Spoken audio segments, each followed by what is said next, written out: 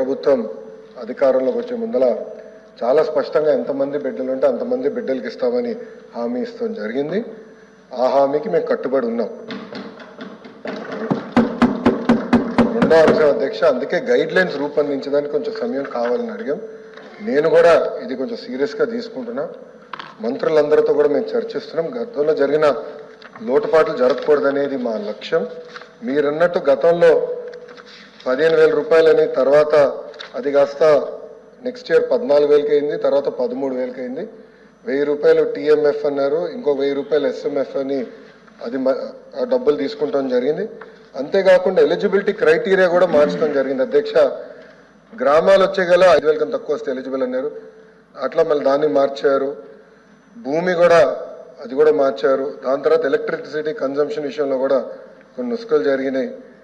ఇంతేకాకుండా పాదయాత్రలో కూడా నేను అనేక మందిని కలిసినప్పుడు వాళ్ళు చాలా స్పష్టంగా, మేము ఇప్పుడు అప్పు చేసి ఒక 4 వీలర్ 4th హ్యాండ్ బండి కొన్నాం అంటే 30,000 రూపాయలు 40,000 రూపాయలు పెట్టి ఒక స్కార్పియో కొనుక్కున్నాం.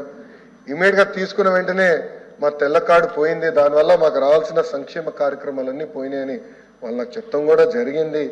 ఇది కూడా మేము డిస్కస్ చేస్తున్నాం. ఎందుకంటే గ్రామ సచివాలయ వార్డు సచివాలయాలు స్వామి గారి కింద ఉంది, మళ్ళీ ఆర్టీజీ నా కింద ఉంది. మీ ఇద్దరం కూర్చుని డేటాని కూడా ప్యూరిఫై చేయాలి, పకడ్బందీగా ఇది అమలు చేయాలనేది లక్ష్యంతో మేము చేస్తున్నాం అధ్యక్ష. సో మీకు ఎలాంటి సందేహంలా అవసరం లేదు. అర్హులు ఎంతమంది ఉన్నా ఇవ్వాలనేదే ఎన్డీఏ ప్రభుత్వం లక్ష్యం, అది మేము సాధిస్తాం. రెండోది, ఇది బోర్డు ప్రభుత్వం ప్రైవేట్ పాఠశాలలకు వెళ్ళే విద్యార్థులకి వర్తిస్తుంది.